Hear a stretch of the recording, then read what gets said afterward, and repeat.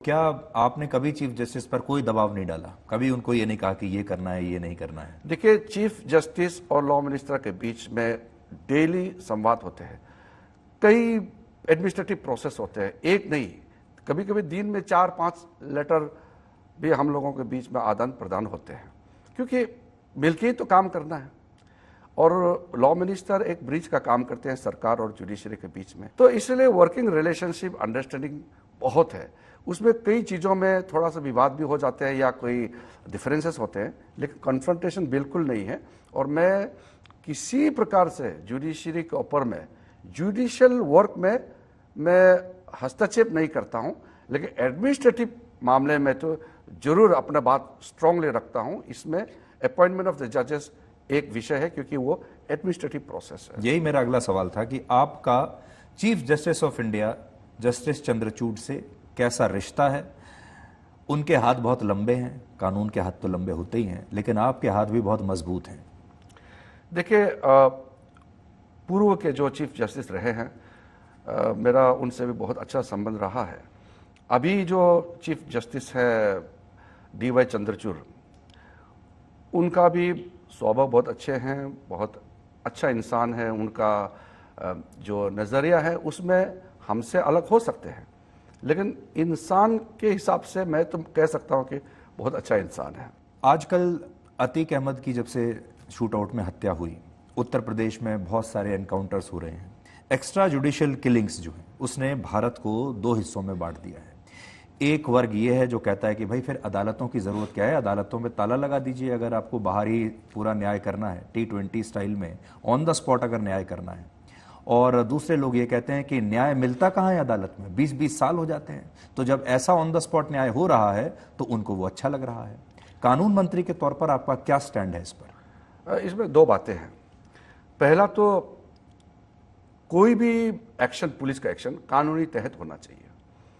और कहीं भी अगर कोई अपराधी अगर कुछ एक्शन होता है या पुलिस को अटैक करता है, तो पुलिस को डिफेंड करना पड़ता है। उस समय वो अदालत और कानून में क्या सिस्टम है वो सोचेंगे नहीं। अगर मान लो कोई एक क्रिमिनल को पकड़ के ले जा रहे हैं और वो भाग गया, या उस समय किसी ने अटैक कर दिया, उस समय पुलिस को तो अपने फिजिकल कार्रवाई तो करना पड़ेगा।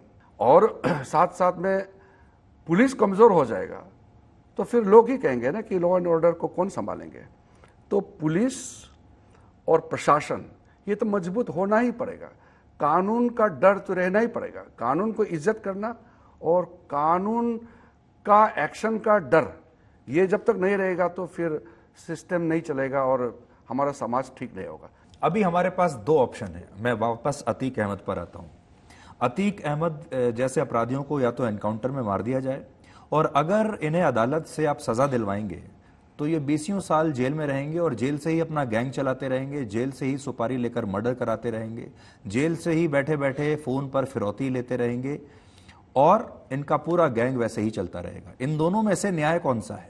नहीं, ये गैंग सिस्टम जो अपना एक प्रभाव, इंडिविजुअल प्रभाव, अपना अपना टेरिटरी बना करके कंट्रोल करता है, ये सिस्टम तो होना ही नहीं चाहिए लोकतंत्र में। यूपी में, अभी जब आप यूपी का जिक्र कर रहे हैं, तो यूपी में यही चल रहा था कि अलग अलग जगह में अलग अलग लोगों का कब्जा था, जिसका बाहुबली कहते हैं, कि अपना हिसाब से कानून चलाते हैं।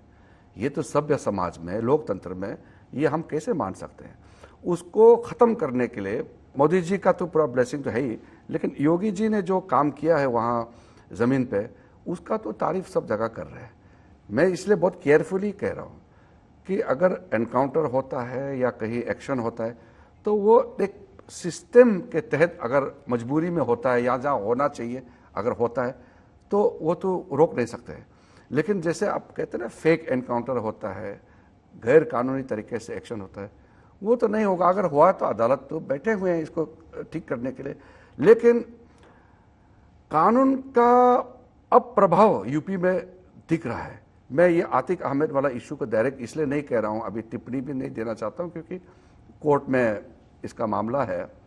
इसलिए कानून मंत्री होने के नाते ये क्या हुआ, कैसे हुआ, ठीक सही क्या है, मैं उस पर अभी नहीं कहना चाहता हूँ। लेकिन जो भी आज यूपी में माहौल जो बदला है या कानून का राज है, माफिया राज नहीं है तो उसमें राज्य सरकार का एक अच्छा प्रभाव, उसका छाप जरूर दिखाई देता है। लेकिन एनकाउंटर और बुलडोजर, ये दो हथियार हैं योगी जी के, जिनके जरिए वो माफिया को कंट्रोल करने की कोशिश कर रहे हैं और अपनी लोकप्रियता भी बहुत बढ़ा रहे हैं। आपको लगता है ये दो उनके पॉलिटिकल टूल्स भी बन गए हैं, जिससे आपकी पार्टी को भी फायदा होता है, आपको चुनाव में भी फायदा होता है जब ये सब काम होता है? योगी जी की लोकप्रियता को लेकर आप उनसे कर्नाटक में भी फिर प्रचार कराने के लिए जाते हैं और आप बाकी राज्यों को भी कहते हैं कि देखिए, अगर आप हमें ले आए तो बिल्कुल योगी जी जैसा बुलडोजर यहाँ भी आ जाएगा।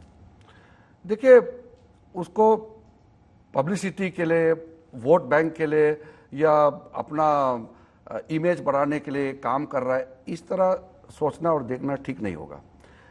आप अगर अच्छा काम कर रहा है तो लोग ऐसे ही उसको पसंद करेंगे, लेकिन ये इसलिए कर रहा हूं कि राजनीतिक लाभ उठेगा, तो वो ठीक नहीं है। तो राजनीतिक लाभ उठाने के लिए भाषणबाजी कभी बहुत कुछ होता है, लेकिन जो अच्छा काम है उसको राजनीतिक दृष्टि से नहीं देखना चाहिए।